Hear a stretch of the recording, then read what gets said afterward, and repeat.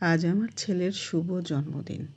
আর জন্মদিনের পায়েস আমি কিভাবে বানাই সেটাই আজ আপনাদের সাথে শেয়ার করব। সকলের কাছে আশীর্বাদ প্রার্থনা করছি। গোবিন্দভোগ চাল আর কাজু নিয়ে নিয়েছি, আর এদিকে আমি দুধ ফোটাতে দিয়ে দিয়েছি।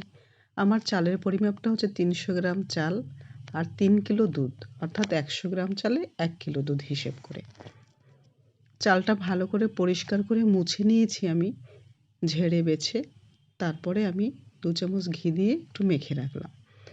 আর বেশ খানিকটা কাজু বাদাম নিলাম, ওটাকে আমি ধুয়ে জল ঝরিয়ে রেখে নেব। আমি যেহেতু কিশমিশ দেব না, অনেক সময় কিশমিশের জন্য দুধটা কেটে যায়, সেজন্য কাজুর পরিমাণটা একটু বেশি দেব। দুধ ফুটে আসার পরে আমি ঘি মাখা চাল অল্প অল্প করে দিয়ে বারবার করে নেড়ে নেব, যাতে দলা না পাকিয়ে যায়। আর দুধ ফোটাতে দিয়ে কিংবা পায়েস করতে গিয়ে বারবার করে এভাবে নাড়তে হবে, যাতে লেগে না যায়। আর আমার এটা যেহেতু স্টিলের ডেকচি, তাই লেগে যাওয়ার সম্ভাবনা বেশি। আর দিয়ে দেবো আমি 4টে এলাচ দানা ছাড়িয়ে।